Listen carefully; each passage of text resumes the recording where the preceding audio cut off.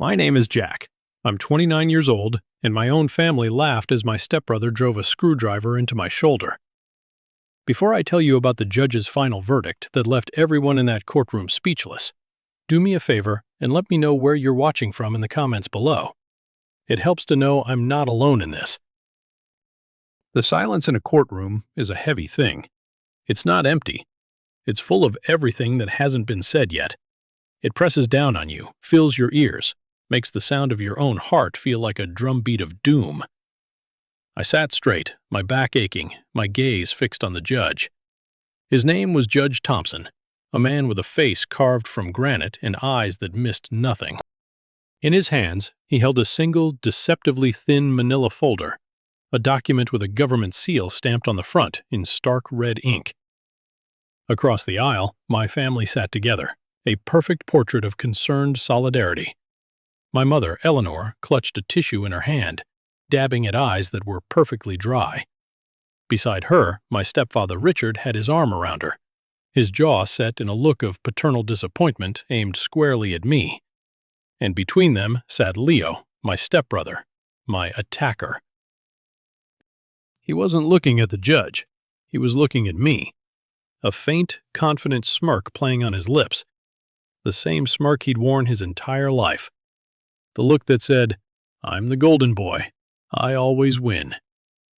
Their lawyer, a slick man named Mr. Davies, had just finished his closing remarks, painting me as an unstable, jealous, and overly dramatic young man who had exaggerated a simple family squabble. He used words like history of outbursts and a cry for attention.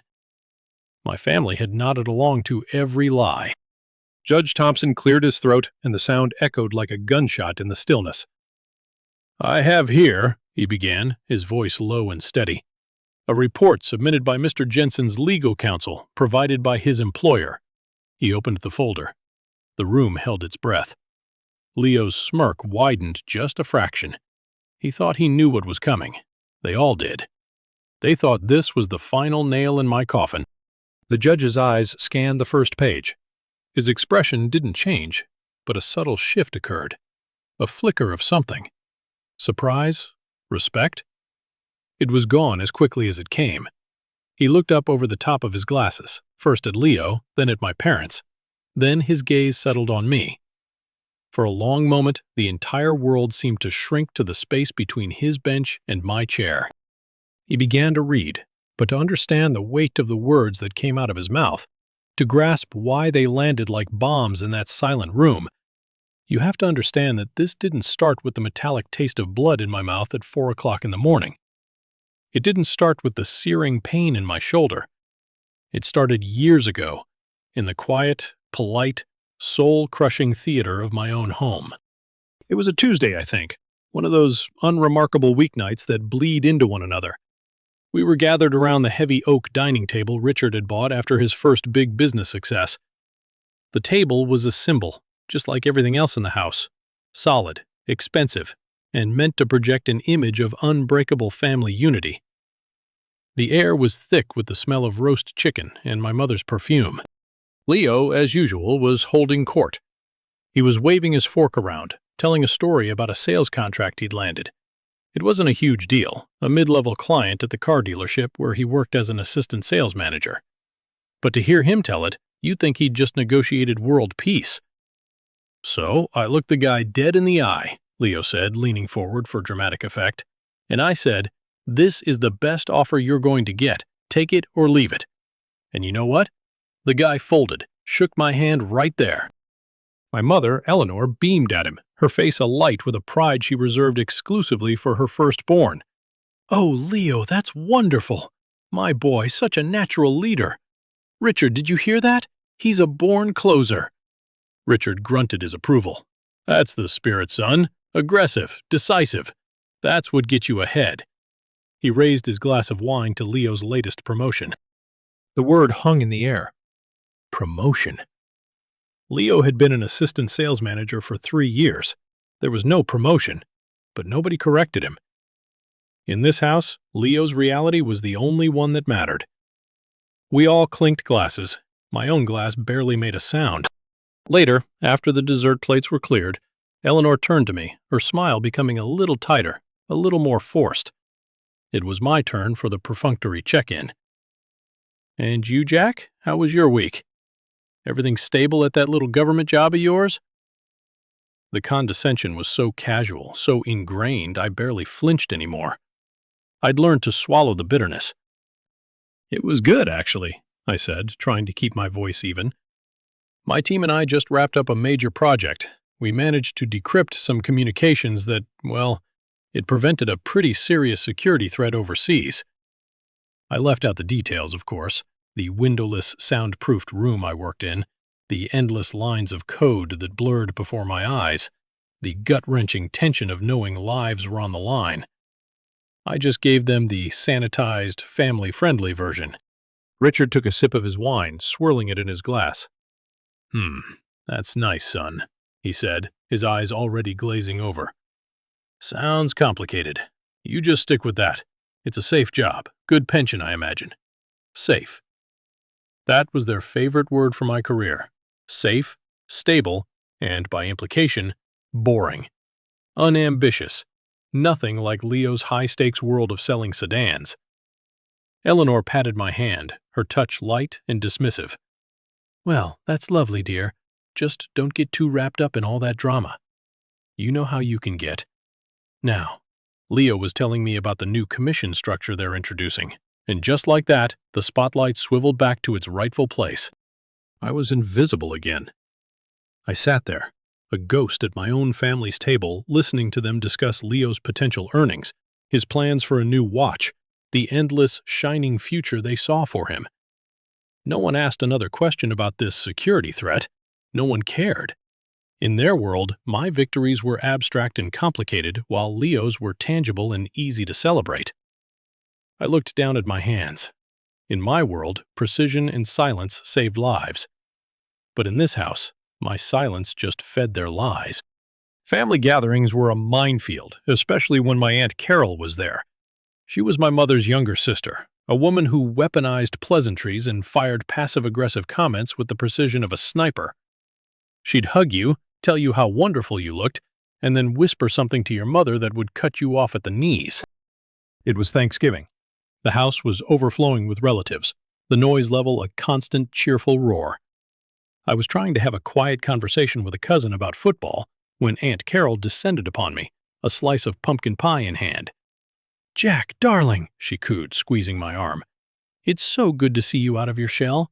Your mother worries, you know. She says you work so hard in that serious job of yours." I forced a smile. "It's good to see you too, Aunt Carol. The job's demanding, but I enjoy it." "Oh, I'm sure you do," she said, her eyes scanning the room until they landed on Leo, who was charming a small circle of distant relatives with a loud, embellished story. Her smile widened. "Look at him. Leo is just the sunshine of this family, isn't he? He has such a gift with people. It's a shame you two didn't get more of the same genes." The comment was so perfectly delivered, wrapped in a sweet, concerned tone, that to call it out would make me seem like the bad guy. So I just stood there, the smile frozen on my face. Later, I was in the kitchen getting a glass of water when I overheard her talking to my mother by the stove. Their voices were low, conspiratorial. "Eleanor, are you sure Jack is all right?" Carol asked, her voice dripping with faux concern. "He seems so withdrawn, so tense. He doesn't have the same easygoing nature as Leo. I just hope all that government work isn't making him paranoid." My mother sighed, a long, weary sound. "Oh, you know Jack. He's always been sensitive. He reads into everything. He takes things so seriously. I tell him, just relax, enjoy life a little. But it's like talking to a brick wall. Richard thinks he hides behind his work because, well, you know, he's not as socially gifted as Leo." My hand tightened around the glass. Sensitive, reads into everything. These were the words they used to dismiss my feelings, to invalidate my reality. They weren't seeing a son who was being systematically ignored. They were seeing a problem child who refused to be happy. Carol patted my mother's arm. "Well, you're a wonderful mother for trying. Can't be easy raising two boys who are so different. One is a soaring eagle, and the other is, well, a steady rock, I suppose. A rock, something to be ignored, something to stand on to get a better view of the eagle. I stepped back from the doorway before they could see me. I didn't get the water. The lump in my throat was so thick I couldn't have swallowed anyway. I went out to the back porch, breathing in the cold November air, trying to slow the racing of my heart. I realized then that it wasn't just my parents. It was an entire system, a family narrative that had been carefully constructed brick by brick, with Leo as the hero, and me as the strange, moody supporting character. And Aunt Carol was its chief architect. The 4th of July barbecue was an annual tradition, command performance. The whole extended family, neighbors, Richard's business associates. It was my mother's Super Bowl, a chance to showcase her perfect home, her perfect garden, and her perfect family. The air was hazy with smoke from the grill and the sticky, sweet smell of cut grass. Music played from speakers hidden in the landscaping. It was a picture of suburban bliss. But for me, it was just a bigger stage for the same old play. Leo was in his element, a beer in one hand, tongs in the other, flipping burgers like he was the king of his own little kingdom. He was telling everyone who would listen about his promotion. The lie had grown legs. Now it included a corner office and a bigger salary. Richard stood beside him, beaming, clapping him on the back. "That's my boy," he'd say to anyone nearby. I was talking to one of Richard's partners, a decent guy named George, about a recent trip he'd taken to Europe. He asked me what I did, and for once, I decided not to be vague. "I'm a senior analyst for a federal agency," I said, "mostly threat assessment." George's eyebrows shot up. "Wow, that sounds intense. Must be rewarding work." "It is," I said, a rare flicker of pride warming my chest. "I actually just received a commendation, a federal certification that only a small percentage of analysts manage to get." Before George could respond, my mother swept in, a tray of appetizers in her hand. "Oh, Jack, don't bore George with your complicated work stories," she said with a light, tinkling laugh. The kind of laugh designed to sound charming, but felt like a slap. "It's a party. We're here to relax." She turned to George, her smile brilliant. "Did you hear about Leo's promotion? He's practically running the wholesale division now. We're so incredibly proud of him. He's a real people person, not stuck behind a desk all day." The implication was clear. My work was boring. I was boring. I was the anti-Leo. George, to his credit, looked uncomfortable. He gave me a sympathetic glance, but the conversation was over. Eleanor had steered it back to the family star player. I excused myself, my face burning. I walked over to the edge of the yard near the woods that bordered our property. I stood there for a long time just watching the sunlight filter through the leaves, listening to the distant laughter from the party. The sound felt alien, like it was coming from another planet. I heard footsteps behind me. It was Leo. "Hey, bro," he said, his voice slurring slightly. He'd had a few beers. "What's the matter? Can't handle the spotlight being on someone else for a change?" "It's always on you, Leo," I said, my voice flat. "It's never not on you."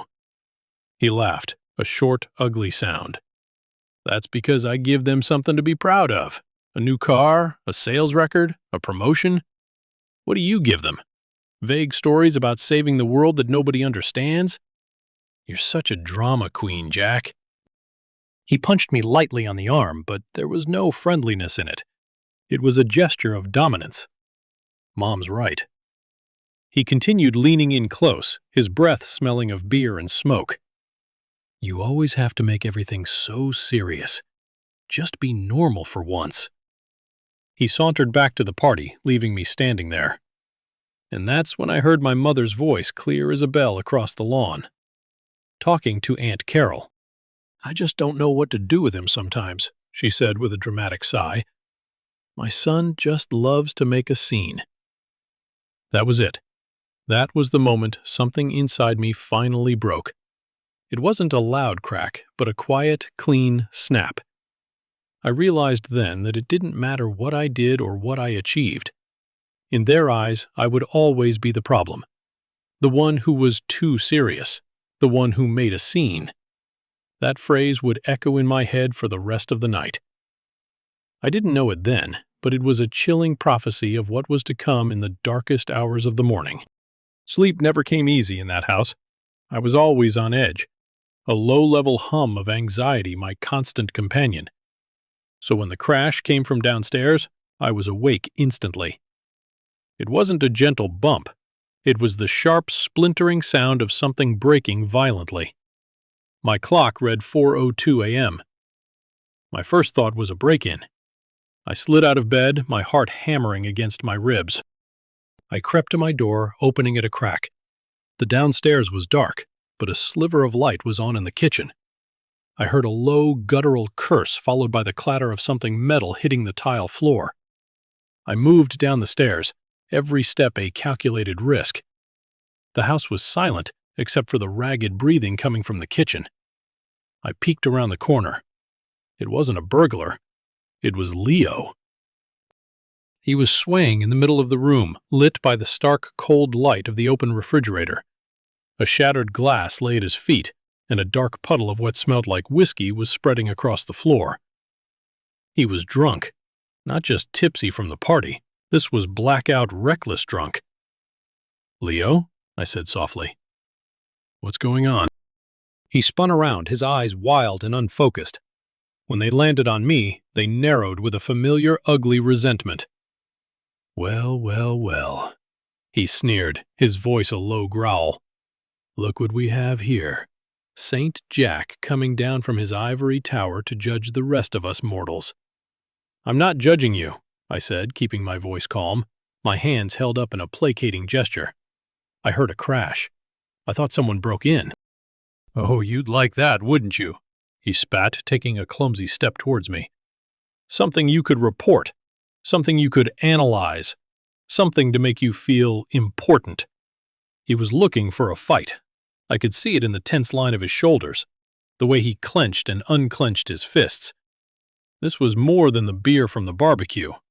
This was a deep, poisonous anger that had been festering for years.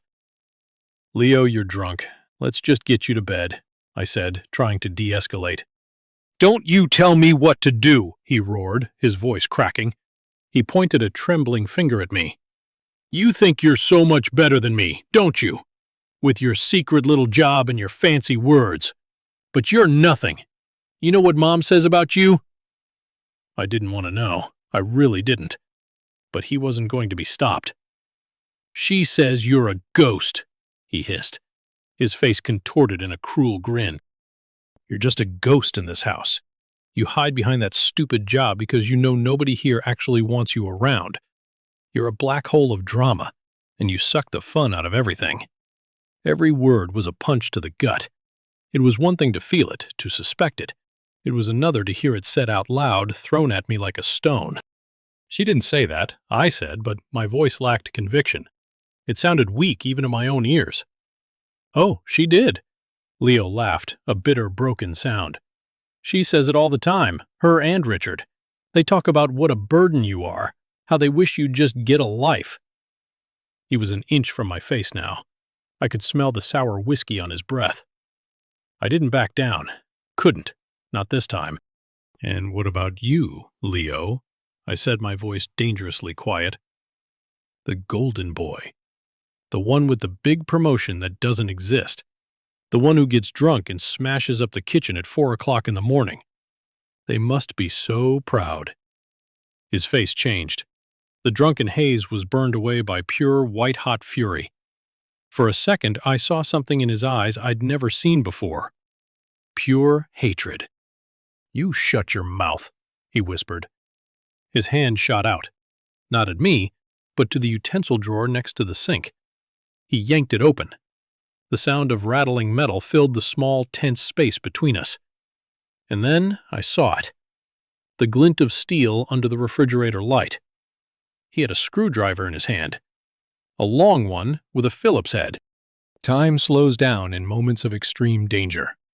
It stretches taffy-like. Every second drawn out into an eternity. I saw the screwdriver in Leo's hand. I saw his knuckles white from his grip. I saw the decision flicker in his eyes. The moment he chose to cross a line from which there was no return. My training kicked in. A small, calm voice in the back of my mind started running through protocols. Threat assessment, weapon identified, maintain distance, de-escalate. But there was no distance. We were in a 10 by 10 foot kitchen, and there was no de-escalating the kind of rage that was pouring off him. "Leo, put it down," I said, my voice low and firm, betraying none of the cold fear that was now sneaking up my spine. "Put it down right now." He just laughed. "Make me, Mr. Government Agent. Aren't you trained for this stuff? Or is that just another one of your stories?" He lunged. It wasn't a clean, practiced move. It was a sloppy, drunken stagger, but it had all of his weight behind it. I twisted, trying to get out of the way, but I was too slow. I felt a searing, white-hot flash of pain tear through my left shoulder. It wasn't a cut. It was a puncture. Deep, a sharp, immediate burning that stole my breath. I cried out, a sound of pure shock and agony, and stumbled backward, crashing against the kitchen counter. My legs gave out and I slid down to the cold tile floor. My hand flew to my shoulder, came away wet and sticky and dark. Blood. My blood. The shock was so intense I could barely process what had happened. My own brother. He had just stabbed me. And then I heard it, a sound from upstairs, a floorboard creaking, a bedroom door opening. "What in God's name is going on down there?" It was Richard's voice, thick with sleep and irritation. "Help," I gasped, the word barely a whisper. He stabbed me." There was a pause. Then I heard my mother's voice, surprisingly clear. "Oh, for heaven's sake, Richard, it's just the boys. Leo probably had a bit too much to drink." Leo was standing over me, the screwdriver still in his hand, his chest heaving. He looked down at the blood spreading across my shirt, then at me, and his drunken haze seemed to return. I didn't," he stammered. And then the worst sound of all, a sound that will be burned into my memory until the day I die. It was laughter, my mother's laughter, a light, airy, dismissive tinkle of a laugh.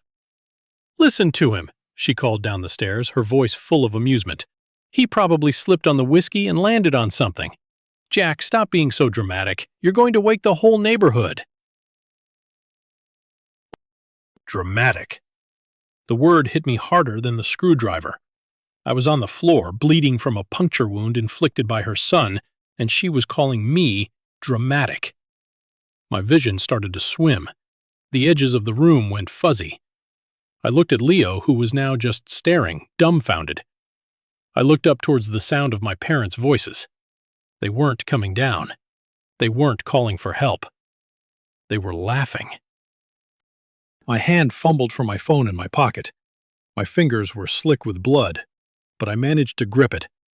I couldn't see the screen clearly. Everything was blurring, but I didn't need to see. Muscle memory. My thumb moved across the screen. A 5-digit code. A single button press. A distress protocol for federal employees. An SOS.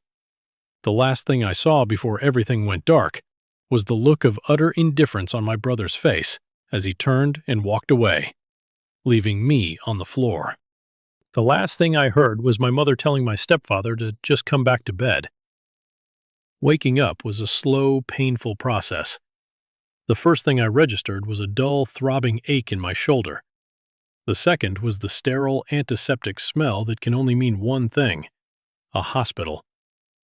I blinked, my eyes adjusting to the dim light of a private room. An IV was taped to my arm, a clear fluid slowly dripping into my veins. My shoulder was heavily bandaged. I tried to sit up, but a fresh wave of pain shot through me, and I fell back against the pillows with a groan. The door creaked open, and my parents walked in. They didn't look like the parents who had laughed from the top of the stairs. They looked rehearsed. Eleanor's face was a mask of concern. Richard looked grave and serious. Leo was not with them. "Jack, oh, thank God you're awake," Eleanor breathed, rushing to my bedside. She reached out to touch my face, but I flinched away. Her hand froze in midair. "The doctor said you'll be fine," Richard said, his voice a low rumble. He stood at the foot of the bed, arms crossed, like a general surveying a battlefield. "Just a nasty puncture. They stitched you up." I stared at them, my throat too dry to speak. I waited for an apology, an explanation, anything. It didn't come. Instead, Eleanor pulled a chair close to the bed and sat down.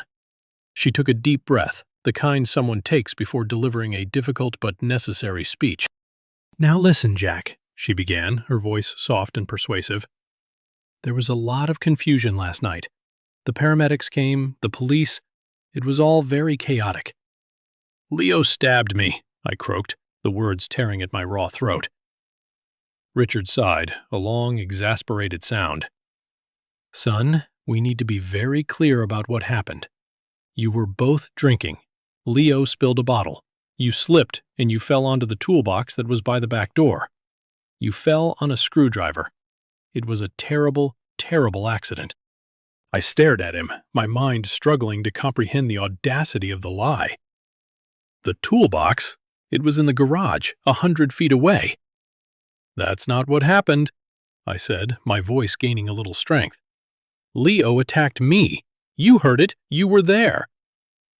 "We heard a commotion," Eleanor corrected gently, as if explaining something to a confused child. "And then we heard your shout. By the time we understood what was happening, you were on the floor. Leo feels just awful about it. He's a wreck. He keeps saying he should have cleaned up the spill right away." They had built a story, a neat, plausible lie that protected the only person they cared about protecting. They weren't here to see if I was okay. They were here for damage control. They were here to give me my script. "The police will want to talk to you when you're feeling up to it," Richard continued, his tone leaving no room for argument. "We've already given them our statement. We just need you to confirm it. For the family, Jack. We can't have a scandal. Think about Leo's career. Think about the family's reputation. My career, my life, my wound, none of that mattered."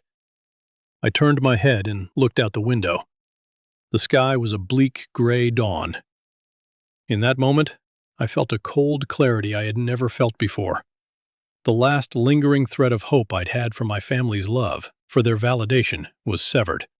It was gone. "I need to rest," I said, my voice devoid of all emotion. "Of course, dear," Eleanor said, relief flooding her face. She thought she had won. She thought I had agreed. "We'll leave you be. Just remember what we talked about. An accident." They stood up and left, closing the door softly behind them. I lay there, listening to their footsteps fade down the hallway. I was alone, truly and completely alone. And for the first time in my life, that felt like a strength. I reached for the call button, but I didn't press it. Instead, I carefully reached for my phone on the bedside table. My vision was still a little blurry, but I could make out the screen. One missed call from an unlisted number, the agency's automated wellness check, and one new voicemail. I didn't listen to it. I didn't need to. I went to my contacts and found the name I was looking for, a name I had only ever used for work emergencies. Clara Vance, legal counsel. I pressed call. She answered on the second ring. "This is Vance." "Clara," I said, my voice steady and clear. "It's Jack Jensen. I need your help. I'm invoking my right to agency counsel. I want to press charges against my family." Less than an hour later, Clara Vance walked into my hospital room.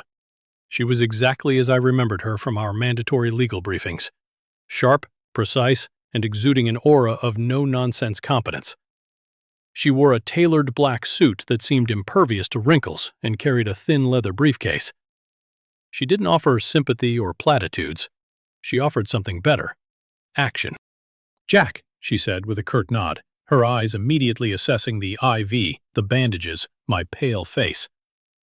"I got your message. I also got the automated alert from your distress signal at 4:05 hours this morning."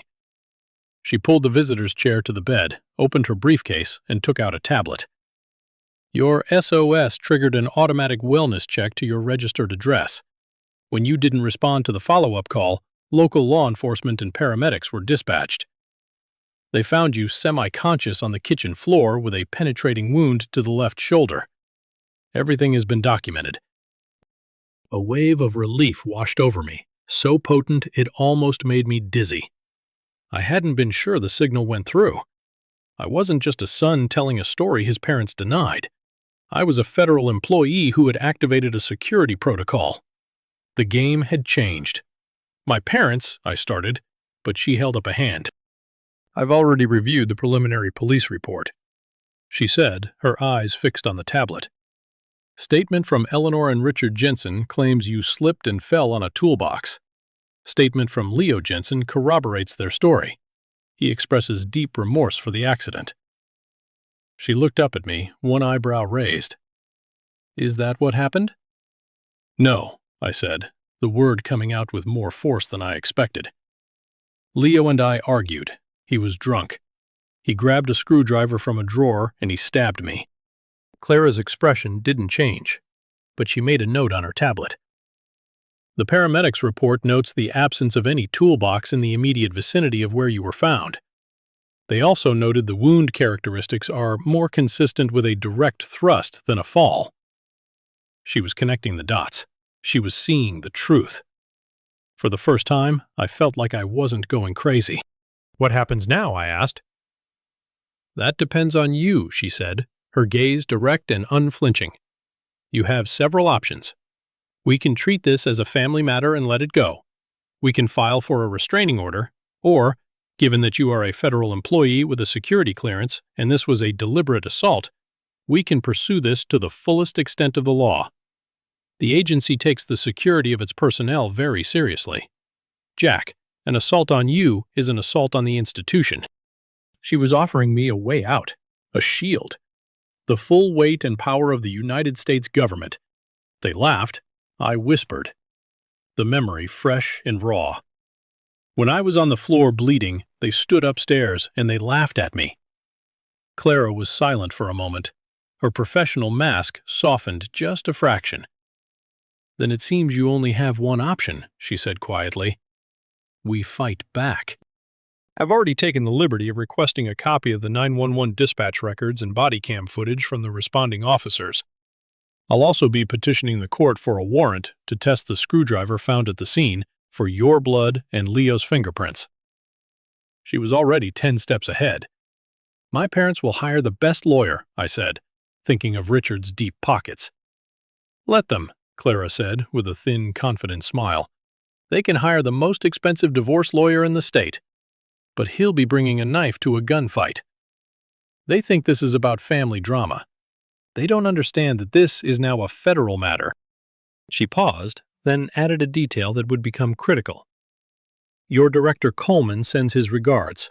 He's already authorized the release of your service record to the court under seal. He wants them to know who they're dealing with. I finally understood. This wasn't just my fight anymore. And for the first time since I'd woken up in this sterile room, I didn't feel like a victim. I felt like I had an army at my back. In the weeks leading up to the preliminary hearing, my world shrank. I was on medical leave, staying in a small, furnished apartment the agency had arranged for me. The silence was deafening. No calls from my family, no messages. It was as if I had ceased to exist. The only person I reached out to from my old life was Ben. We had been friends since kindergarten. He knew my family. He'd witnessed countless dinners where Leo was celebrated and I was ignored. He was the one person I thought would understand. I met him for coffee a few days before the hearing. I told him everything. The words tumbling out of me. The attack, the lie, the laughter. He listened, his face a study in concentration. When I finished, he shook his head slowly. Man, that's messed up, Jack. Seriously. I know, I said, relief flooding me. You believe me, right? Of course I believe you, he said, but he wouldn't meet my eyes. He was stirring his coffee, which was already full of milk. But a lawsuit against your own family, isn't that a bit extreme? I mean, Leo was drunk. People do stupid things when they're drunk. cold knot formed in my stomach. "He stabbed me, Ben." I know, he said quickly. "And that's not okay. But your mom called me. She's a wreck. She said this is tearing the family apart. Richard is talking about how this could impact the family's assets, their plans for inheritance." The mention of money felt like a slap. "This isn't about inheritance," I said, my voice tight. "This is about what they did." "Look, all I'm saying is maybe there's another way," Ben said, finally looking at me. "A way where you don't have to blow everything up. Your stepfather, he offered me a great opportunity. He wants to invest in my contracting business. It's a game changer for me, Jack."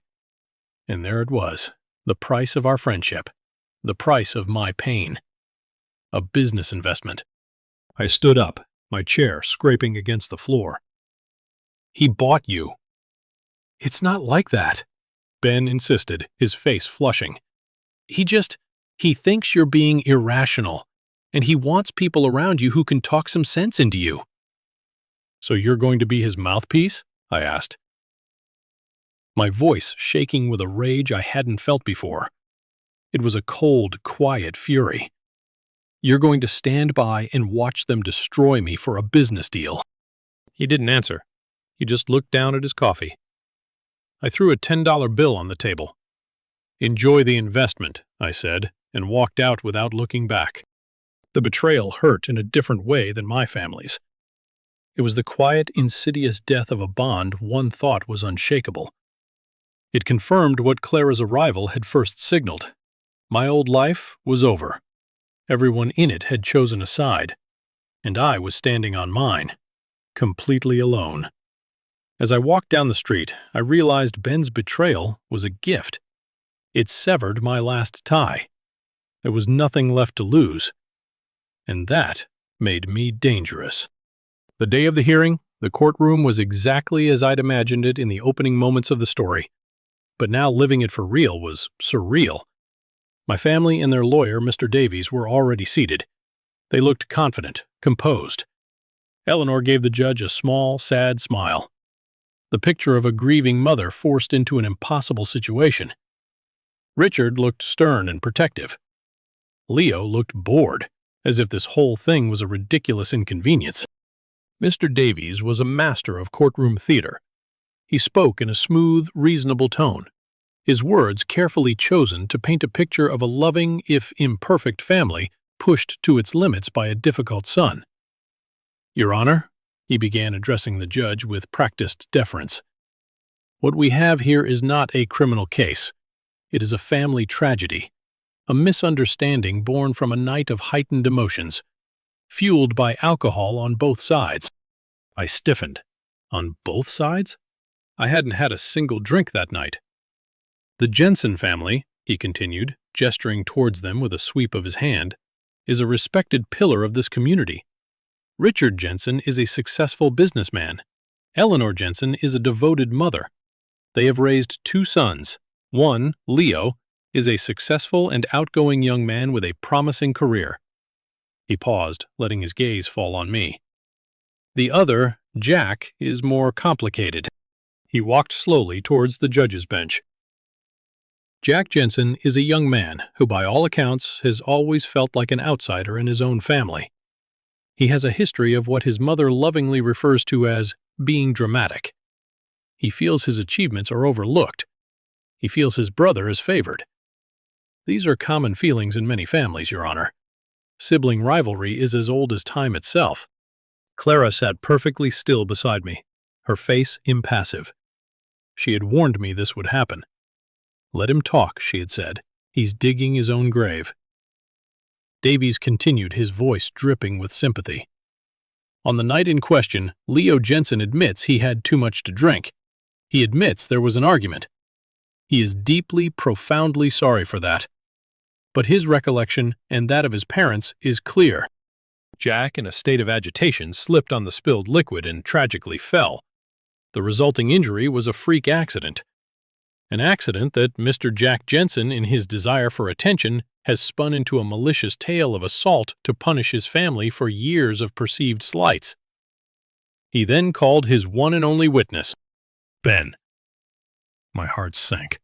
I knew it was coming. but it didn't make it any easier. Ben walked to the stand, avoiding my eyes. He looked nervous but resolute. Davies questioned him gently. "Mr. Collins, you've known Jack Jensen for how long?" "Our whole lives," Ben said quietly. "And in that time, would you describe him as someone who is emotionally stable?" Ben hesitated. "He can be intense. He sometimes sees things in a negative light. He can blow things out of proportion." "Blow things out of proportion?" Davies repeated, letting the words hang in the air. "Thank you, Mr. Collins. No further questions." Clara didn't cross-examine him. She just let him walk back to his seat, a portrait of shame. Davies gave his final flourish. "Your Honor, this is a family matter that should be resolved with therapy, not lawsuits. We ask that you dismiss this frivolous request for a restraining order and urge the Jensen family to begin the process of healing." He sat down. My mother was openly crying now. Real tears this time. Tears of relief. She thought they had won. Richard put a comforting arm around Leo. It was all going according to plan. The room was silent, waiting for the judge to agree, to rubber stamp their narrative. They all looked at me, a mixture of pity and triumph in their eyes. They thought I was finished. They had no idea what was coming. Clara Vance stood up. She didn't approach the witness stand or the judge's bench. She just stood at our table, a pillar of calm in the charged room. "Your Honor," she said, her voice clear and steady, cutting through the silence, "the petitioner has no witnesses to call." A murmur went through my family's side. Davies looked smug. No witnesses meant no case. "However," Clara continued, "we would like to submit one piece of evidence for the court's consideration, a report from the petitioner's employer, submitted under Federal Seal 18 U.S.C. Section 3509. She walked forward and placed the thin manila folder on the clerk's desk, the same folder I'd seen in my mind's eye. The clerk handed it up Thompson. Davies was on his feet. "Objection, Your Honor. We have no knowledge of this report. What possible relevance could Mr. Jensen's employment record have on a domestic dispute?" Judge Thompson held up a hand, silencing him. He was looking at the red seal on the folder. "The relevance," the judge said slowly, "is for me to determine, Mr. Davies." Overruled. He broke the seal. The sound was a soft tearing noise, but it seemed to echo in the silent room. He opened the folder. This was the moment that replayed in my memory. I watched his eyes scan the page. I saw the subtle shift in his posture. He read for what felt like an eternity. The smug look on my family's faces began to falter, replaced by a flicker of uncertainty. What could possibly be in that folder? Finally, Judge Thompson looked up. He took off his reading glasses and placed them deliberately on the bench. He stared at my family, not with anger, with a kind of weary, profound disappointment. "Mr. Davies," the judge said, his voice now holding a new steely edge, "you have painted a picture of your client's stepson as an unstable, dramatic young man in a safe government job. This report suggests a different picture." He picked up the document. "This is a security and medical report filed in the early hours of July 5th. It states that responding paramedics dispatched after a federal duress signal was activated found Mr. Jensen semi-conscious, with a puncture wound consistent with a Phillips head screwdriver, not a fall." Eleanor gasped. Richard's face went pale. "It further states," the judge continued, his voice rising, "that a screwdriver was found wiped clean on the kitchen counter, but preliminary tests for blood residue in the sink trap were positive. It also notes the blood alcohol content of Mr. Leo Jensen, taken by police at the scene, was 0.16, twice the legal limit." Leo shrank in his seat. The smirk was long gone, replaced by a look of pure panic. "But that's not the most interesting part of this report," Judge Thompson said.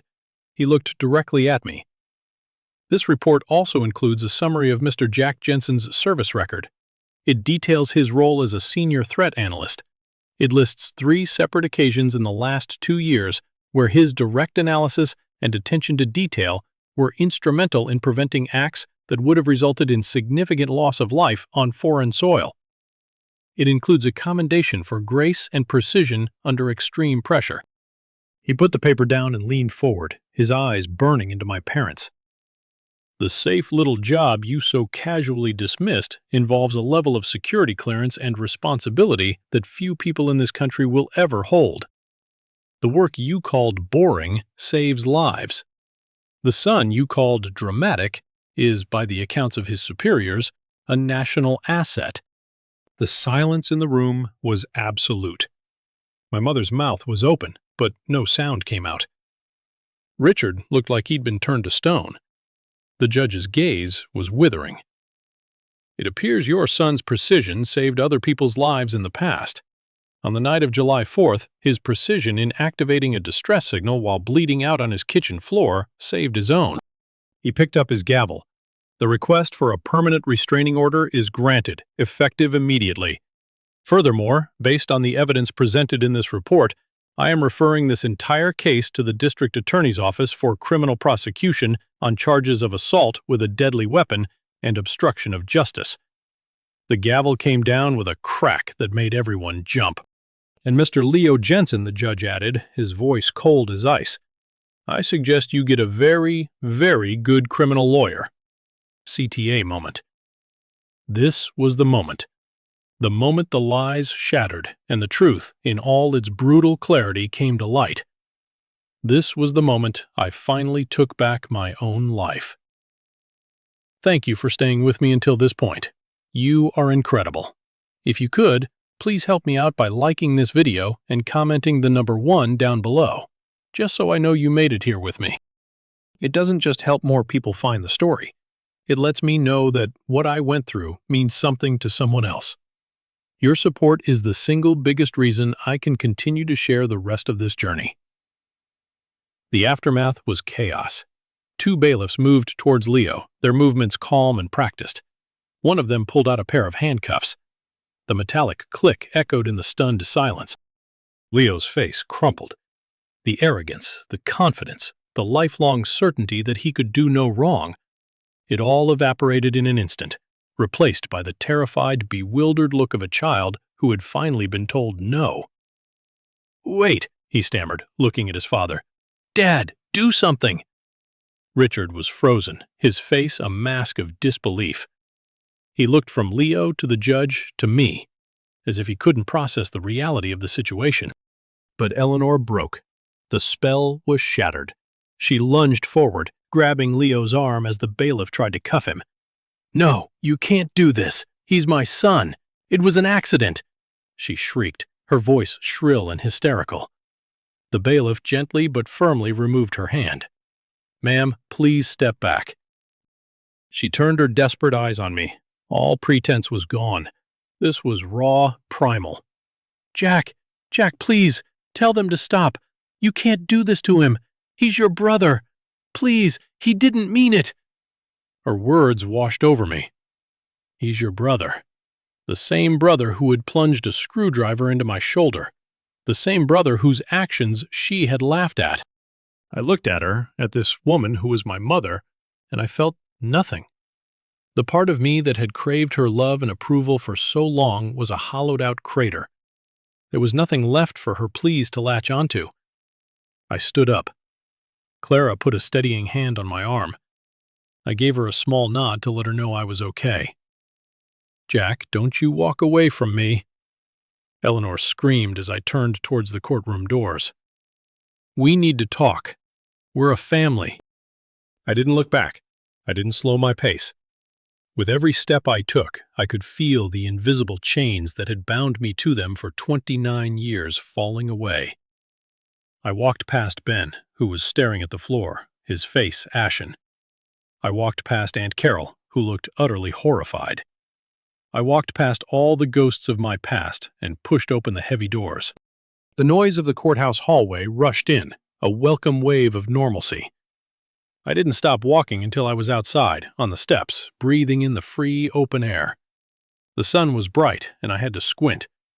For the first time, it didn't feel like an interrogation light. It felt like a new beginning. Behind me, I could still hear the faint sound of my mother screaming my name. But for the first time in my life, It had no power over me. A few days later, I was back in my temporary apartment, packing the few things I had. Clara had called. The DA was pressing charges. Leo was out on bail, paid for by Richard, but he was facing a serious felony conviction. There was a knock on the door. I wasn't expecting anyone. I looked through the peephole. It was my mother, alone. My first instinct was to ignore it, to not open the door, but I knew I had to. This was the last loose end. I opened the door. She looked terrible. Her eyes were red and swollen. Her hair was a mess. The carefully constructed facade of the perfect matriarch was gone. "Jack," she said, her voice hoarse. "Can I come in?" I didn't invite her in. I stepped into the hallway, closing the door behind me. I leaned against the frame, crossing my arms. "What do you want, Eleanor?" The use of her first name made her flinch. "I want to talk," she pleaded. "This has all gone too far. Your father and we've been talking. We're willing to help you with therapy. We can even set up a trust fund, help you get a fresh start somewhere else. Just, you have to drop the charges. You have to stop this." I listened, my expression unreadable. They still didn't get it. They thought this was a negotiation. They thought my pain and my principles had a price tag, a custody battle over my own soul, and they thought they could just buy me out. "A trust fund?" I repeated, my voice flat. "You want to pay me to pretend this never happened?" "It's not like that," she insisted, tears welling in her eyes again. "It's about healing. It's about getting our family back together. Your brother could go to prison, Jack. Prison. His life will be ruined." His life was ruined the moment he decided to be the kind of person who would stab his brother and then lie about it, I said. His life was ruined the moment you decided to enable him, to protect him, to laugh while I was bleeding on the floor. "I wasn't laughing at you," she cried, a new note of desperation in her voice. I was nervous. I didn't know what was happening. I thought you were just being dramatic." There was that word again, dramatic. "That's the problem," I said, my voice dangerously calm. "You never believed me. Not once in my entire life. You never saw me. You only saw Leo's brother. The weird one, the serious one, the dramatic one." I took a step closer, and for the first time, she looked afraid of me. "I don't need you to understand my job anymore. I don't need you to be proud of me. I just needed you to be my mother. And when I needed you most, you failed."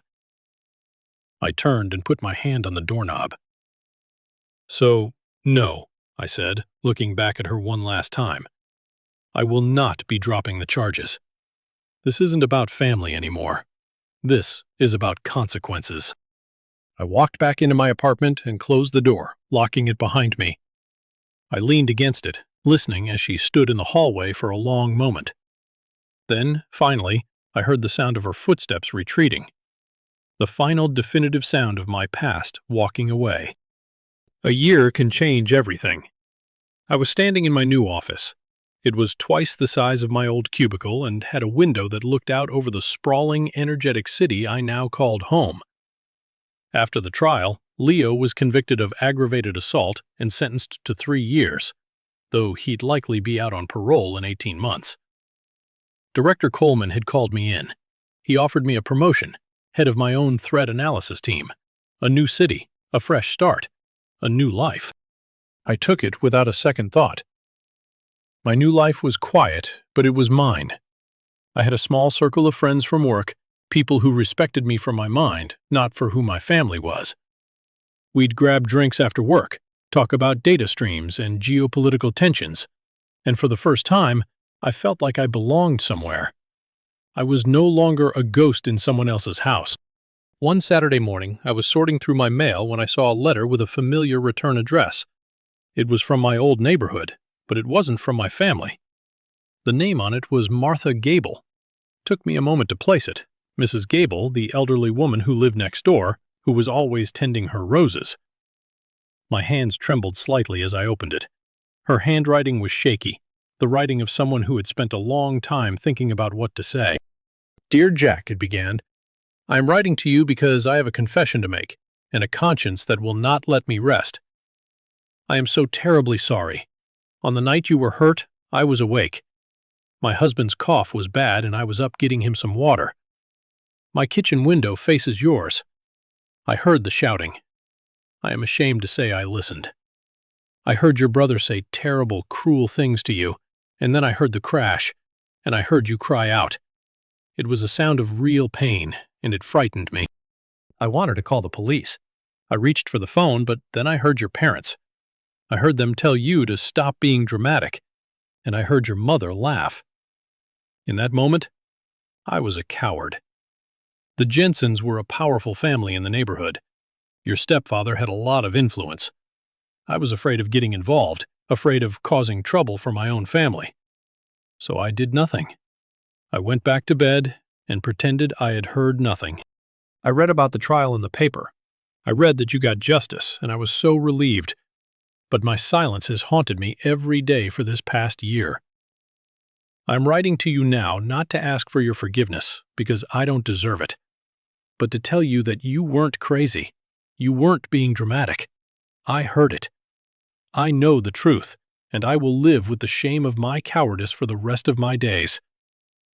I hope you have found peace. Sincerely, Martha Gable. I read the letter twice, then a third time. I sank down into a chair, the piece of paper shaking in my hand. It was an external confirmation of everything I knew to be true, another voice in the universe that validated my reality. I wasn't seeking revenge or retribution anymore. That fire had burned out, leaving behind a quiet sense of peace. But this letter, this was different. This was a gift. It was the final, quiet whisper of truth that silenced the last remaining echo of doubt in my own mind. I folded the letter carefully and put it in a drawer with my most important documents. It was a reminder that the truth, no matter how long it takes, always finds a way to the light. Life moves on. The sharp edges of trauma soften over time, becoming scars rather than open wounds. I was settling into my role as team lead. The work was challenging, fulfilling. My past felt like a story that had happened to someone else. One evening, I was doing some digital house cleaning, deleting old files from a backup hard drive I'd used in college. I was about to wipe a folder labeled Family Miscellaneous when curiosity got the better of me.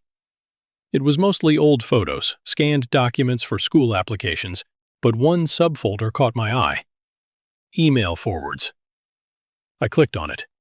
It was a mess of old chain emails, jokes from cousins, and newsletters.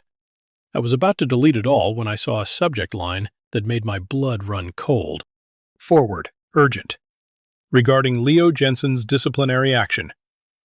The email was from 10 years ago.